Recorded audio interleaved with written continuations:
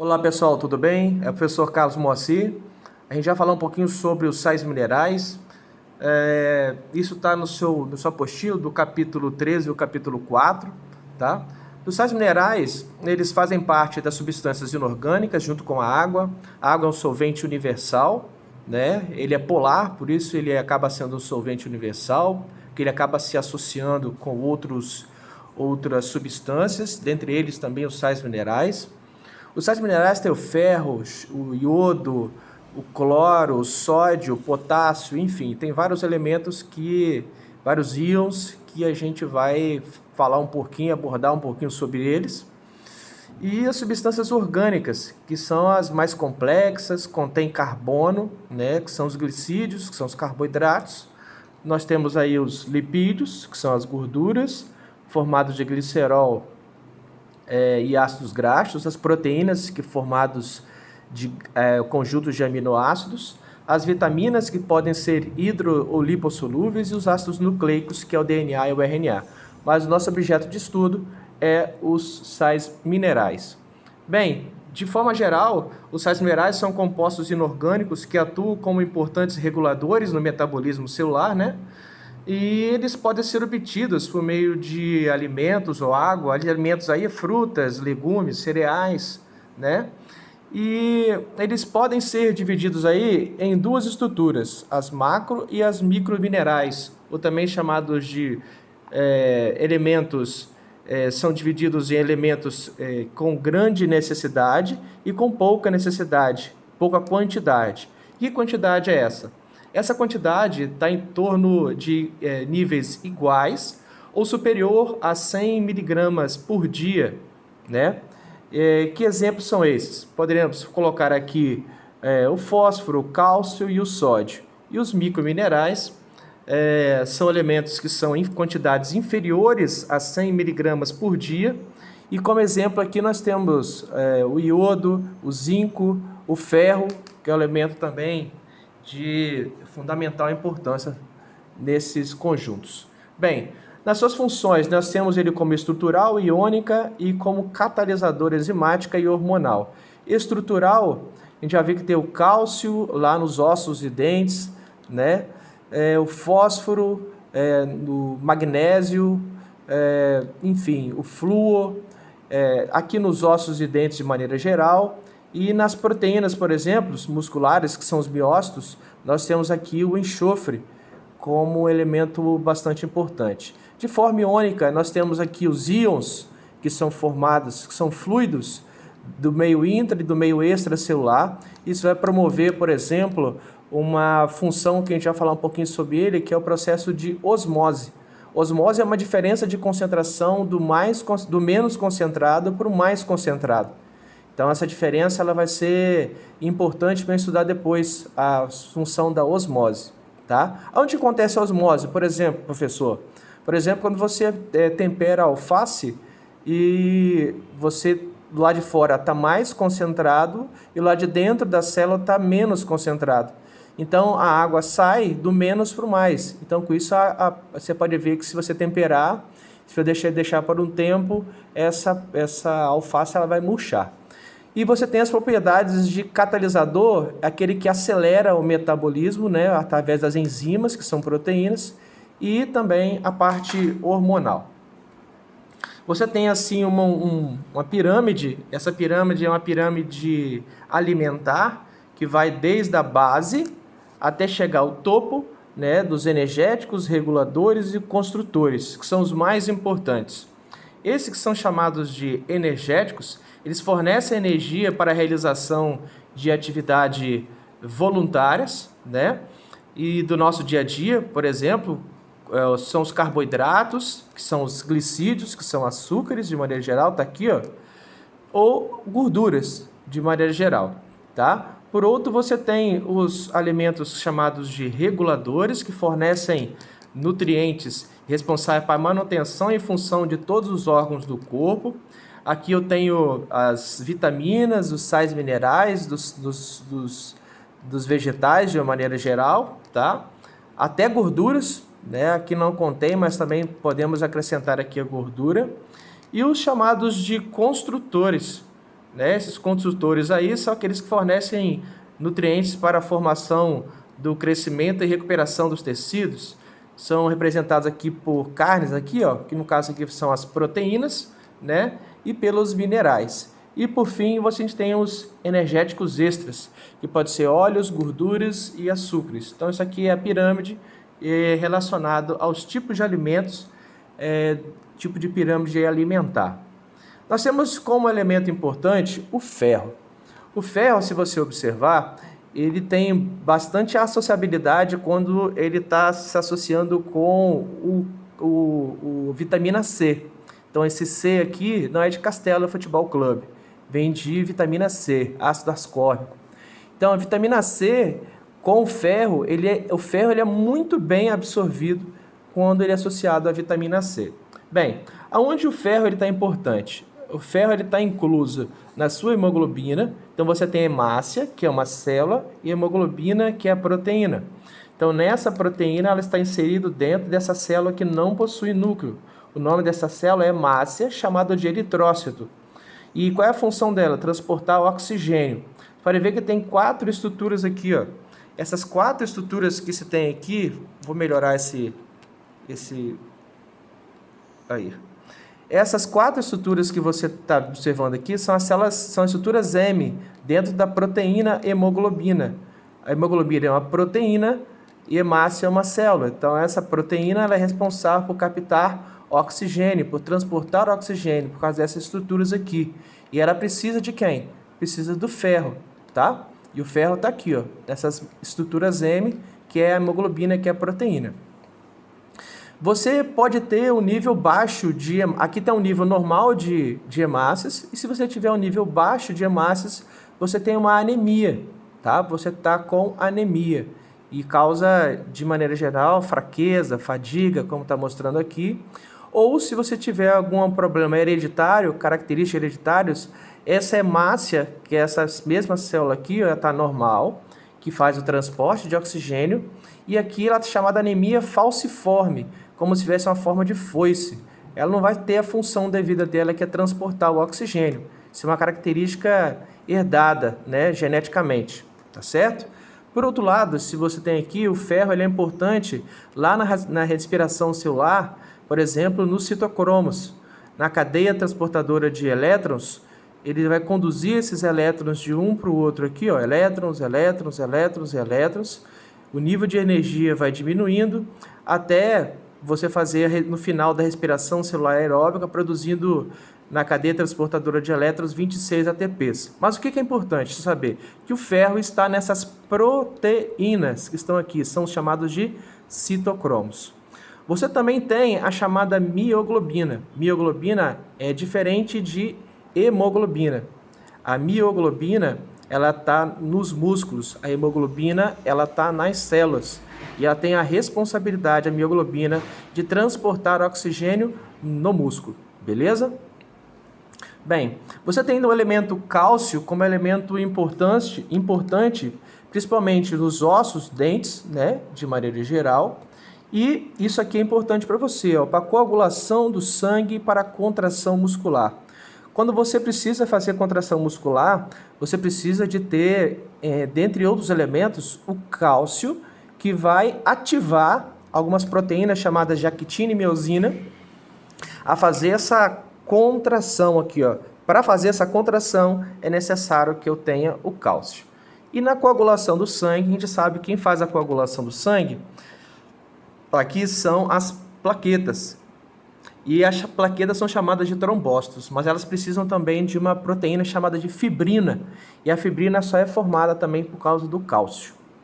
Beleza, aí que tem como ela é formada. Você tem a tromboplastina, aí depois vai formar a prototrombina, que precisa do cálcio, para formar a prototrombina em trombina, tá? A trombina em fibrogênio e depois fibrina. Essa fibrina, junto com as plaquetas, é que vai fazer a coagulação do sangue. Tá vendo aqui, ó? Você precisa de cálcio e vitamina K. Mas como ele está falando de sais minerais, é do cálcio, tá bom? Para você gravar isso aqui, troprotrofifi. Eu vou repetir. Troprotrofifi. tromboplastina, prototrombina, trombina, fibrogênio, fibrina. Tro, pro, tro, fi. Beleza. Aí você tem o cálcio nos ossos e dentes, e quando você tem uma quantidade menor de cálcio, você tem um problema chamado de osteoporose. Fica mais poroso os seus ossos, os nossos ossos de maneira geral, ok? Beleza. Aqui é uma estrutura chamada de tireoide, que a tireoide ela libera dois hormônios, o paratormônio e a calcitonina. Qual a diferença do paratormônio e a calcitonina? A calcitonina ela é produzida na tireoide, o paratormônio é produzido nessa estrutura aqui chamada de paratireoide. A calcitonina ela retira o cálcio do sangue e leva para o osso. Presta atenção, a calcitonina, vou repetir, ela tira o cálcio do sangue e leva para o osso. Como é que você grava isso? Calcitonina ele vai calcificar o teu osso. Então a calcitonina é um hormônio produzido pela tireoide e que ela tem a função de levar isso aí para os seus ossos. Por outro lado, por isso que você precisa de ter um nível certo de cálcio. Por outro lado, você tem o paratormônio. O paratormônio é produzido agora pela paratireoide, que está aderido junto com a tireoide. O paratormônio é o hormônio que vai fazer o inverso. Ele vai tirar o cálcio do teu osso e vai levar o seu cálcio para o sangue. Para que, professor, precisa de ter cálcio no sangue? Como eu já falei, para fazer a contração muscular, para fazer a coagulação do sangue. Então, além da glicose, você precisa também de ter um nível correto de cálcio. Aí são algumas células para você lembrar, né? Osteogênicas, osteoblastos, osteócitos e osteoclastos. Os mais importantes são esses dois aqui. Os osteoblastos são células jovens e que com o passar do tempo vão formar os osteoclastos, que destroem a matriz. E ele que vai causar a osteoporose. Como a gente já falou então, para pessoas mais idosas, por exemplo, isso aqui, o que são isso aqui, pessoas? Isso aqui são células, cara. Então, o seu tecido ósseo, como o próprio nome já sugere, tecido ósseo. O que é o tecido? É um conjunto de células. E que células são essas? São essas aqui, ó, osteogênicas, osteoblastos, osteócitos e osteoclastos. E essas células aqui têm a responsabilidade de ir retirando, e retirando, e retirando essa grande quantidade de cálcio que é relacionada com a matriz extracelular. E com isso, é essa célula aqui que vai causar a nossa osteoporose. Você tem o magnésio como sal mineral também importante no processo de captação de luz, né? Porque na planta você tem uma estrutura que é a clorofila. A clorofila tem a responsabilidade, não confunda cloroplasto com clorofila. O cloroplasto, a clorofila, ela tem esse pigmento aqui, ele está dentro do cloroplasto. O cloroplasto é a organela. Clorofila é o pigmento que está dentro da organela. Se você observar aqui no meio, ela tem um Mg, o magnésio. Então, o magnésio é fundamental para a luz ser capturada, tá, dentro do processo da fotossíntese. O que a clorofila ela é formada? Ela é formada de um magnésio, tá aqui, ó, o magnésio, e uma cadeia gigante. A gente chama isso de cadeia de hidrocarbonetos, né? Esse cadeia de hidrocarbonetos aqui vai ser importante para a luz, quando incidir sobre a folha, vai incidir sobre a célula, vai incidir sobre essa organela aqui, que é a cloroplasto, e tem essa molécula que é a clorofila, que é o pigmento, e que nela tem o magnésio. Então guarda, a clorofila é a proteína que tem a responsabilidade de captar a luz e que ela tem magnésio. Você tem aí também, como eu falei com vocês, responsabilidade de ter cálcio, como nós já falamos, e agora do magnésio. ATP, cálcio e magnésio vai ser importante para contração muscular. Então, essa estrutura aqui, ela vai se fechar, farei isso aqui, ó. Então, para acontecer isso aqui, principalmente tem que ter esse elemento aqui, ó, o cálcio. Por isso que você tem que ter uma quantidade de cálcio muito boa no teu sangue para promover a contração muscular nesses sarcômeros. O que são sarcômeros? São espaços que estão aqui na sua fibra muscular.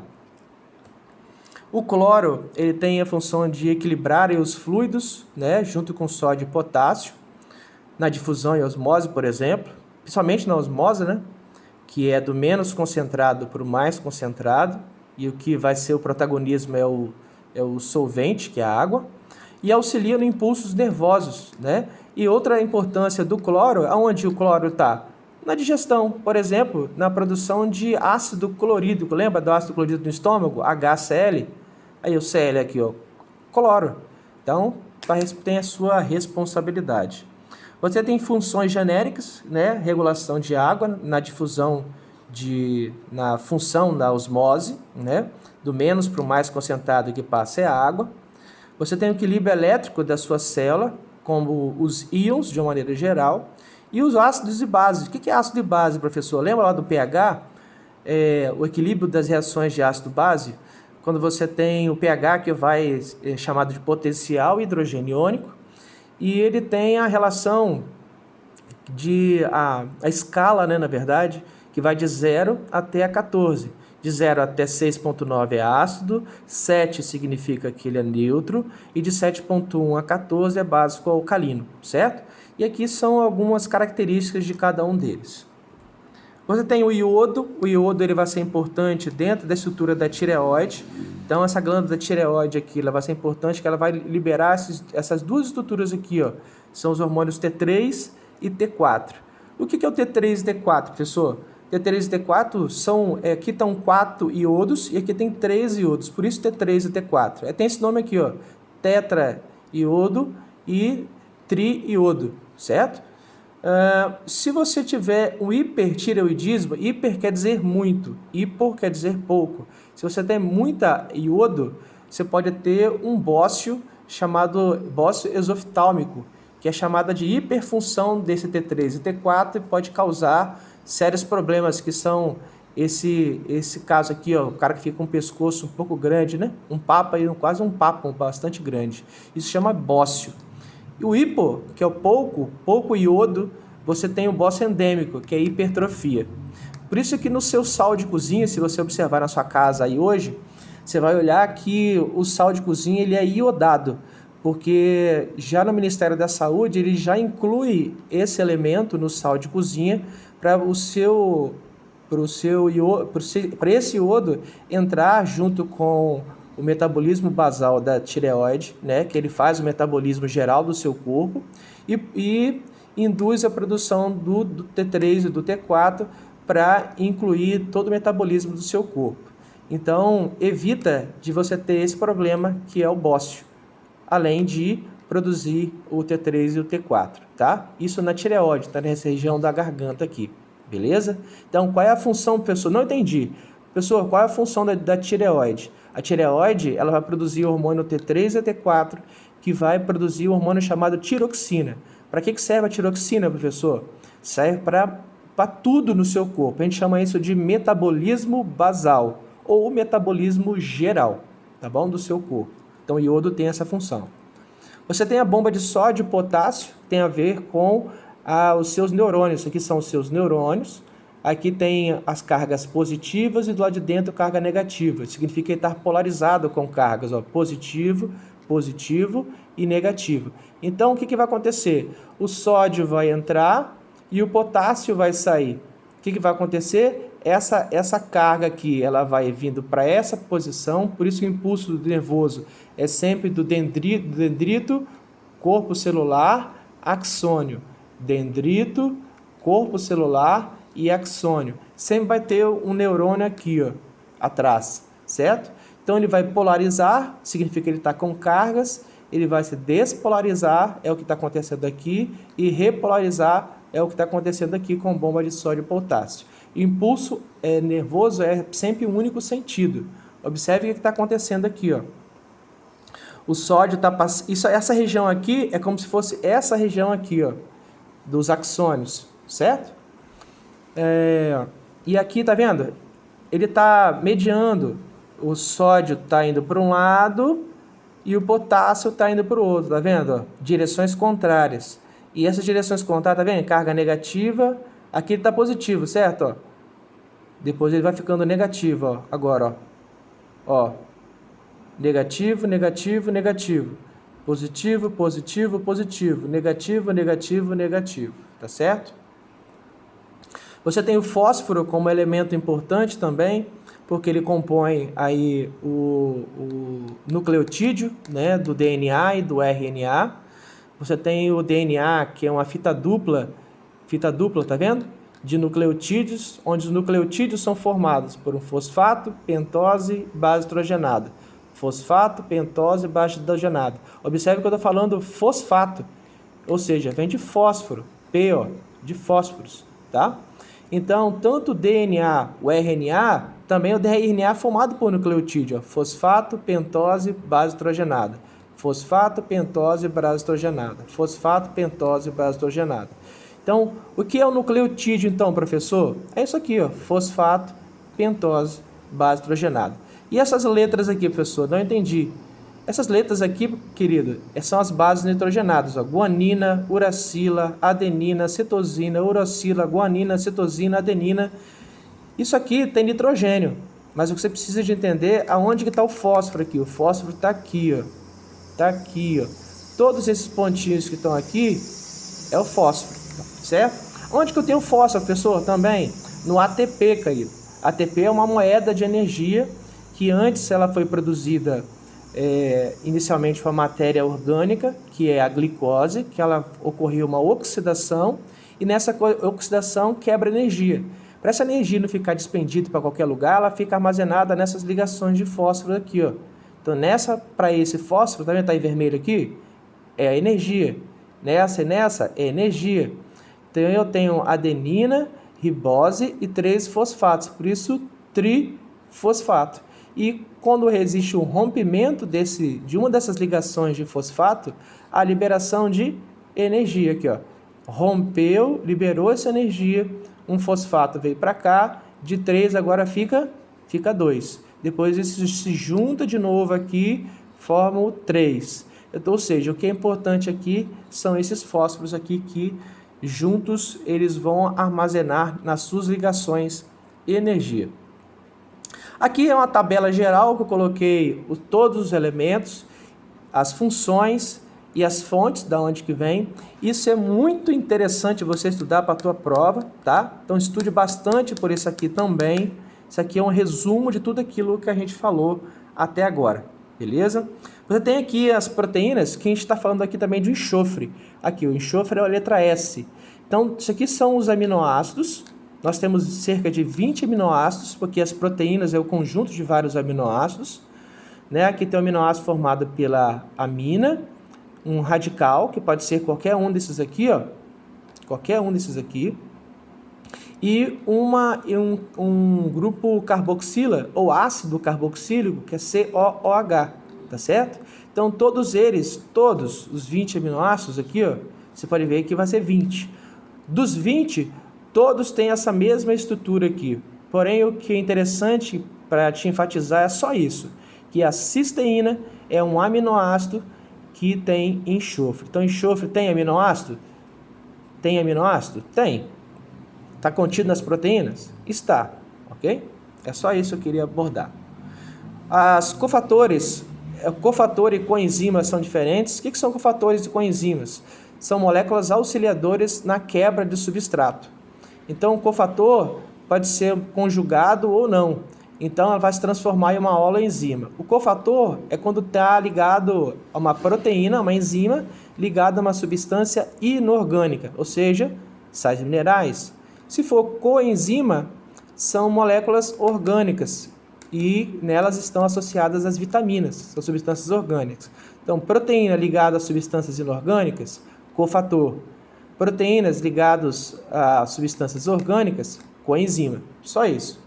Aqui eu tenho um cofator e uma coenzima. Cofator, ó, cobalto, ó. Tá vendo? Eu tenho a proteína em verde e eu tenho a estrutura inorgânica se associando. Aí ela tem atividade. A coenzima significa o seguinte, ela quando ela tem só proteína, enzima, eu chamo de apoenzima, ela é inativa. Quando eu me encaixo uma estrutura chamada coenzima, ou seja, uma molécula orgânica, ela fica ativa, uma holoenzima. Então, essa coenzima, para ela ficar ativa, ela precisa de estar aderida a uma enzima, que é a apoenzima, e transforma em holoenzima, que é ativa. Para que serve a enzima, professor? Para quebrar substrato. Que substrato é esse? Por exemplo, pode ser açúcar, pode ser qualquer substância orgânica que precisa ser degradada, precisa de uma enzima, seja por cofator, seja por coenzima.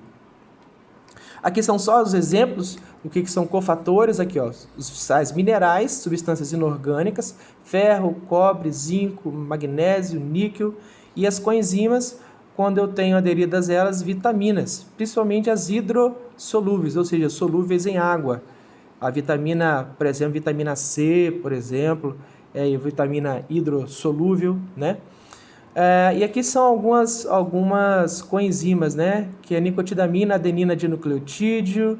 Esse aqui está relacionado à sua respiração celular.